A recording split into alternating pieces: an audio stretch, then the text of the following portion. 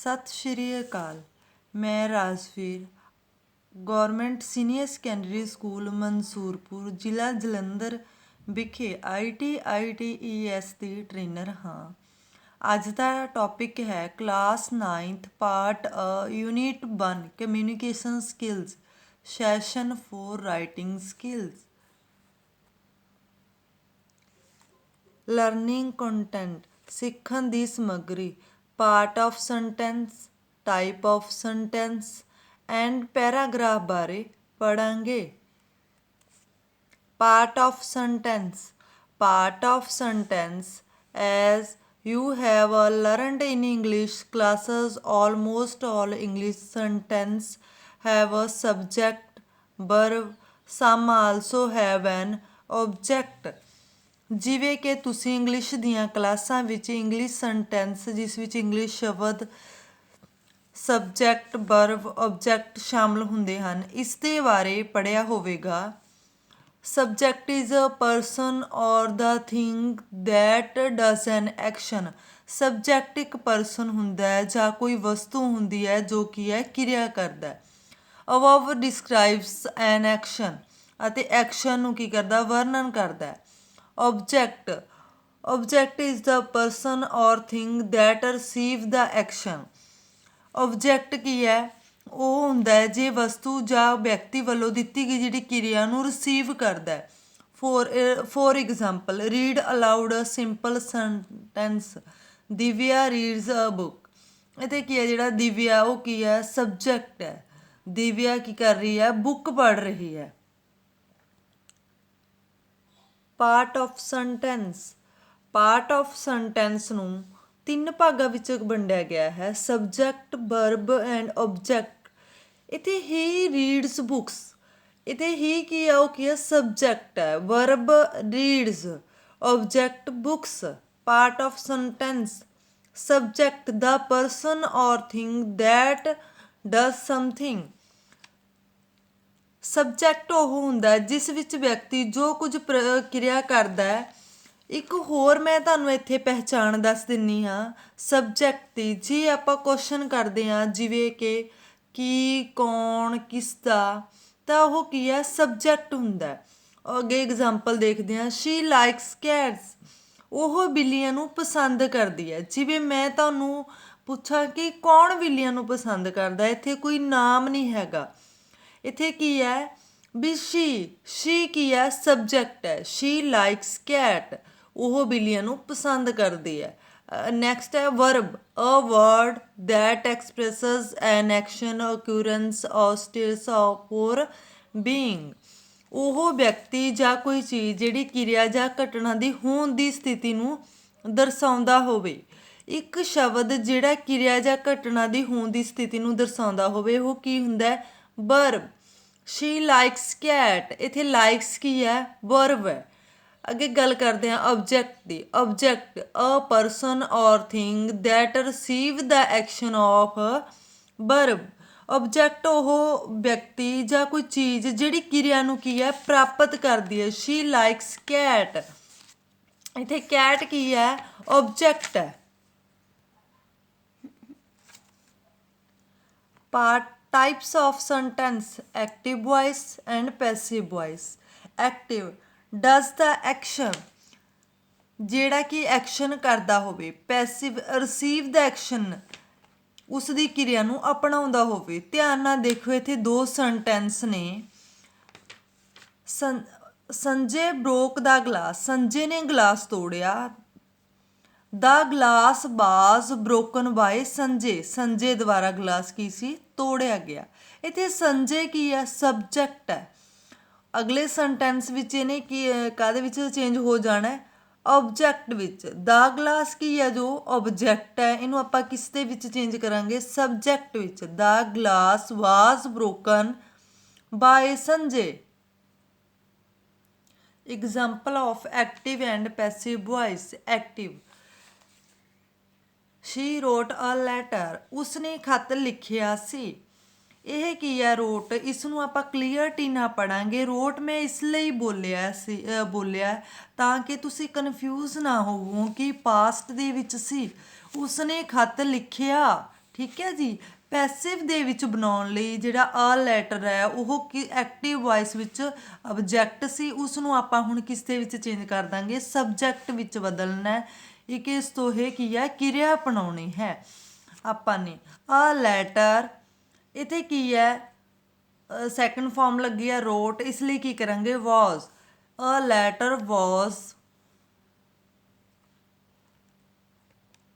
A letter was wrote by her. She ਹੈ ਇੱਥੇ, ਇਹਨੂੰ ਕਿਸ ਦੇ ਵਿੱਚ ਚੇਂਜ ਕਰਾਂਗੇ, ਹਰ ਵਿੱਚ। ਅ letter was wrote by Har. Next ਗੱਲ ਕਰਦੇ ਹਾਂ ਆਪਾਂ, ਹੀ ਓਪਨ ਦਾ ਡੋਰ। ਦਾ ਡੋਰ ਕੀ ਹੈ ਜਿਹੜਾ ਇੱਥੇ ਆਬਜੈਕਟ ਹੈ, ਇਹਨੂੰ ਕਿਸ ਦੇ ਵਿੱਚ ਚੇਂਜ ਕਰ ਦਾਂਗੇ, ਸਬਜੈਕਟ। ਓਪਨਡ ਕੀ ਹੈ, ਸੈਕਿੰਡ ਫਾਰਮ ਹੈ, ਇਸ ਲਈ ਕੀ ਲਗਾਵਾਂਗੇ ਵਾਜ਼। ਦਾ ਡੋਰ ਵਾਜ਼ ਓਪਨਡ ਬਾਏ ਹੀ, ਇੱਥੇ ਕਿਸ ਦੇ ਵਿੱਚ ਚੇਂਜ ਹੋ ਜਾਏਗਾ, ਹਿਮ। ਦਾ ਡੋਰ ਵਾਜ਼ ਓਪਨਡ ਬਾਏ ਹਿਮ। ਅਗਲਾ ਹੈ ਆਦਿ ਪਲੇਡ ਦਾ ਫਰੂਟ। ਦਾ ਫਰੂਟ ਵਾਜ਼ ਪਲੇਡ ਬਾਏ ਆਦਿ। ਜਿਹੜਾ ਦਾ ਫਲੂਟ ਹੈ ਇੱਥੇ ਕੀ ਹੈ, ਇਹ ਆਬਜੈਕਟ ਹੈ, ਇਸ ਨੂੰ ਕਿਸ ਦੇ ਵਿੱਚ ਚੇਂਜ ਕਰ ਦਾਂਗੇ, ਸਬਜੈਕਟ। ਦਾ ਫਲੂਟ ਵਾਜ਼ ਸੈਕਿੰਡ ਫਾਰਮ ਲੱਗੀ ਹੈ ਪਲੇਡ, ਇਸ ਲਈ ਆਪਾਂ ਕੀ ਵਰਤਾਂਗੇ ਵਾਜ਼। ਦਾ ਫਲੂਟ ਵਾਜ਼ ਪਲੇਡ ਬਾਏ ਆਦਿ। ਟਾਈਪ ਆਫ ਸੈਂਟੈਂਸ, ਜਿਹੜੇ ਸੈਂਟੈਂਸ ਨੇ ਉਸ ਦੀਆਂ ਬਾਕੀ ਬਚੀਆਂ ਟਾਈਪਸ ਬਾਰੇ ਪੜ੍ਹਾਂਗੇ। Statement or declaration sentence, this is the most common type of sentence। ਇਹ ਕੀ ਹੈ, ਬੜਾ ਆਮ ਤਰੀਕੇ ਦਾ ਸੈਂਟੈਂਸ ਹੈ। ਇਹ ਕੀ ਕਰਦਾ, ਆਪਾਂ ਨੂੰ ਜਾਣਕਾਰੀ ਦਿੰਦਾ। ਇਟ ਪ੍ਰੋਵਾਈਡ ਇਨਫੋਰਮੇਸ਼ਨ, ਸਟੇਟਸ ਔਰ ਫੈਕਟ ਦਿੰਦਾ। It always end with full stop, ਇਸ ਦਾ ਜਿਹੜਾ ਅੰਤ ਹੈ ਉਹ ਕਿਹਦੇ ਨਾਲ ਹੁੰਦਾ, ਫੁੱਲ ਸਟਾਪ ਨਾਲ। ਅੱਗੇ ਦੇਖਦੇ ਹਾਂ example, I go to school full stop. ਅਗਲਾ ਹੈਗਾ ਕੁਐਸਚਨ ਔਰ ਇੰਟੈਰੋਗੇਟਿਵ ਸੈਂਟੈਂਸ। ਇੰਟੈਰੋਗੇਟਰੀ ਤੋਂ ਆਪਾਂ ਸਮਝ ਜਾਂਦੇ ਹਾਂ ਕਿ ਇਹ ਇਸ ਵਿੱਚ ਪ੍ਰਸ਼ਨ ਪੁੱਛੇਗਾ। This type of sentence ask the question, ਇਹ ਕੀ ਕਰਦਾ ਹੈ, ਸਵਾਲ ਪੁੱਛਦਾ ਹੈ। It always end with question mark, ਇਸ ਦਾ ਜਿਹੜਾ ਐਂਡ ਹੈ ਉਹ ਕੁਐਸਚਨ ਚਿੰਨ੍ਹ ਹੁੰਦਾ ਹੈ। For example, did you go to school, question ਚਿੰਨ੍ਹ। ਅੱਗੇ ਹੈਗਾ emotional reaction sentence or exclamatory sentence. An exclamatory sentence expresses a strong emotion such ਹੈ ਜੋਏ ਖੁਸ਼ੀ, ਸੈਡਨੈਸ ਦੁੱਖ, ਫੀਅਰ ਘਬਰਾਉਣਾ ਔਰ ਵੰਡਰ ਉਤਸ਼ਾਹਿਤ ਹੋਣਾ। ਇਮੋਸ਼ਨਲ ਤੋਂ ਹੀ ਬੱਚੇ ਆਪਾਂ ਸਮਝ ਜਾਂਦੇ ਹਾਂ ਕਿ ਇਸ ਦੇ ਵਿੱਚ ਫੀਲਿੰਗ ਨੇ, ਰਿਐਕਸ਼ਨ ਨੇ, ਠੀਕ ਹੈ ਜੀ। ਇਹਦੇ ਵਿੱਚ ਜਿਹੜਾ ਫੀਲ ਹੈ, ਜੋਏ ਹੈ, ਉਹ ਕੀ ਹੈ, ਖੁਸ਼ੀ ਹੈ, ਸੈਡਨੈਸ ਦੁੱਖ, ਫੀਅਰ ਘਬਰਾਉਣਾ ਔਰ ਵੰਡਰ ਕੀ ਹੈ, ਉਤਸ਼ਾਹਿਤ ਹੋਣਾ।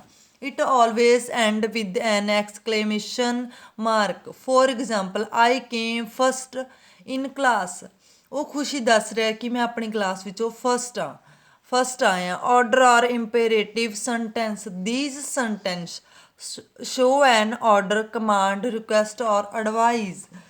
ਆਰਡਰ ਕੀ ਹੁੰਦਾ ਹੈ, ਹੁਕਮ ਦੇਣਾ, ਜਾਂ ਫਿਰ ਕੋਈ ਰਿਕੁਐਸਟ ਵੀ ਹੋ ਸਕਦੀ ਹੈ, ਕੋਈ ਕਮਾਂਡ ਵੀ ਹੋ ਸਕਦੀ ਹੈ। ਇਸ ਦੇ ਵਿੱਚ ਕੀ ਹੈ, ਸਲਾਹ ਵੀ ਹੋ ਸਕਦੀ ਹੈ। It can end with a full stop or an exclamation mark. For example, go to school today. ਦੇਖਣ ਨੂੰ ਤਾਂ ਇਹ ਬੜਾ ਆਮ ਜਾਂ ਜਿਹੜਾ ਕੀ ਹੈ ਸੈਂਟੈਂਸ ਲੱਗ ਰਿਹਾ, ਪਰ ਇੱਥੇ ਕੀ ਆ, ਆਰਡਰ ਦਰਸਾਇਆ ਗਿਆ ਕਿਸੇ ਦੂਸਰੇ ਵਿਅਕਤੀ ਦੁਆਰਾ। Paragraph, you have learned about sentence, a group of sentences from a paragraph. While writing a paragraph, make sure the sentences have a common ideas. Paragraph, ਇਹ ਤੁਸੀਂ ਸ਼ਬਦਾਂ ਬਾਰੇ ਪੜ੍ਹਿਆ ਹੋਵੇਗਾ ਕਿ ਜੋ ਕਿ ਇੱਕ ਗਰੁੱਪ ਹੁੰਦਾ ਸ਼ਬਦਾਂ ਦਾ। ਤੁਸੀਂ ਜਦੋਂ ਤੁਸੀਂ ਇੱਕ ਪੈਰਾਗ੍ਰਾਫ ਲਿਖਦੇ ਹੋ ਤਾਂ ਤੁਸੀਂ ਸੁਨਿਸ਼ਚਿਤ ਕਰੋ ਕਿ ਵਾਕਾਂ ਦਾ ਕੀ ਹੈ, ਆਮ ਵਿਚਾਰ ਹੈ। ਤੁਸੀਂ ਆਪਣੇ ਬਾਰੇ ਲਿਖਦੇ ਹੋ ਜਾਂ ਕੋਈ ਹੋਰ ਆਪਣੀ ਮਦਰ ਬਾਰੇ ਲਿਖੋਗੇ ਤਾਂ ਕਿ ਉਹ ਇੱਕ ਪੈਰਾਗ੍ਰਾਫ ਬਾਰੇ ਲਿਖੋਗੇ, ਉਸ ਦੇ ਵਿੱਚ ਇੱਕ ਪੈਰਾ ਬਣਾ ਕੇ ਉਸ ਨੂੰ ਲਿਖੋਗੇ। ਅੱਗੇ ਹੈ when you want to write about different ideas, make a new paragraph। ਜਦੋਂ ਤੁਸੀਂ ਇੱਕ ਨਿਊ ਡਿਫਰੈਂਟ ਆਈਡੀਆ ਦੇ ਨਾਲ ਇੱਕ ਨਿਊ ਪੈਰਾਗ੍ਰਾਫ ਲਿਖੋਗੇ, for an example if you write about your school, ਤੁਸੀਂ ਆਪਣੇ ਸਕੂਲ ਬਾਰੇ ਪੈਰਾਗ੍ਰਾਫ ਲਿਖੋਗੇ। The first paragraph can be of sentence about the name, location, size and other such details. ਇਹਦੇ ਵਿੱਚ ਕੀ ਹੈ, ਜਦੋਂ ਤੁਸੀਂ ਆਪਣੇ ਸਕੂਲ ਬਾਰੇ ਲਿਖੋਗੇ ਤਾਂ ਉਹ ਸਕੂਲ ਦਾ ਨੇਮ, ਲੋਕੇਸ਼ਨ, ਉਹਦਾ ਆਕਾਰ ਕਿੰਨਾ, ਸਾਈਜ਼ ਕੀ ਹੈ, ਠੀਕ ਹੈ, ਐਂਡ ਅਦਰ ਸੱਚ ਡਿਟੇਲਸ, ਉਹਨਾਂ ਸਕੂਲ ਦਾ ਕਲਰ ਕੀ ਹੈ, ਕੁਛ ਹੋਰ ਜਿਹੜੀਆਂ ਡਿਟੇਲਸ ਉਹਨੂੰ ਦਿਓਗੇ। In the next paragraph you can use sentence to describe but you like about your school, ਤੁਸੀਂ ਆਪਣੇ ਸਕੂਲ ਬਾਰੇ ਕੀ ਪਸੰਦ ਕਰਦੇ ਹੋ ਉਹ ਉਸ ਦੇ ਵਿੱਚ ਲਿਖੋਗੇ। ਅੱਗੇ ਗੱਲ ਕਰਦੇ ਆ ਅਗਲੇ ਪੈਰੇ ਦੀ। I go to government higher senior secondary school, ਮੈਂ ਆਪਣੇ ਹਾਇਰ ਸੀਨੀਅਰ ਸੈਕੰਡਰੀ ਸਕੂਲ ਜਾਂਦਾ ਹਾਂ। It is not a very good school, ਉਹ ਬਹੁਤ ਵੱਡਾ ਸਕੂਲ ਨਹੀਂ ਹੈ। But it has many good teacher, ਬਹੁਤ ਚੰਗੇ ਟੀਚਰ ਨੇ। There are about 100 student in my school, my school ਦੇ ਵਿੱਚ ਕਿੰਨੇ ਨੇ, ਮੇਰੇ ਸਕੂਲ 'ਚ 100 ਸਟੂਡੈਂਟਸ ਨੇ। My school is on the main road very close to the city railway station, ਮੇਰਾ ਸਕੂਲ ਕੀ ਹੈ, ਰੋਡ ਦੇ ਨਜ਼ਦੀਕ ਹੈ, ਕਲੋਜ਼ ਹੈ ਰੇਲਵੇ ਸਟੇਸ਼ਨ ਦੇ, ਸਿਟੀ ਦੇ, ਸ਼ਹਿਰ ਦੇ ਬਿਲਕੁਲ ਨਜ਼ਦੀਕ ਹੈ। I love going to school and learning about new things, ਮੈਨੂੰ ਮੇਰੇ ਸਕੂਲ ਨਾਲ ਬਹੁਤ ਪਿਆਰ ਹੈ ਅਤੇ ਮੈਨੂੰ ਉੱਥੋਂ ਨਵੀਆਂ ਚੀਜ਼ਾਂ ਨੇ ਜਿਹੜੀਆਂ ਉਹ ਸਿੱਖਣ ਨੂੰ ਮਿਲਦੀਆਂ ਨੇ। My school has a small playground, ਮੇਰੇ ਸਕੂਲ ਵਿੱਚ ਛੋਟਾ ਜਿਹਾ ਜਿਹੜਾ ਕੀ ਹੈ ਪਲੇਗਰਾਊਂਡ ਹੈ। ਵੇਅਰ ਆਈ ਪਲੇਡ ਕ੍ਰਿਕਟ, ਮੈਂ ਉੱਥੇ ਕੀ ਹਾਂ ਕ੍ਰਿਕਟ ਖੇਡਦਾ। ਵਿਦ ਮਾਈ ਫਰੈਂਡਸ ਨਾਲ, ਆਫਟਰ ਦਾ ਕਲਾਸਿਸ ਓਵਰ, ਜਦੋਂ ਕਲਾਸਿਸ ਕੀ ਨੇ ਓਵਰ ਹੋ ਜਾਂਦੀਆਂ ਨੇ। It has a library also, I love, ਮੈਨੂੰ ਮੇਰੇ ਸਕੂਲ ਨਾਲ ਪਿਆਰ ਹੈ। ਥੈਂਕਸ।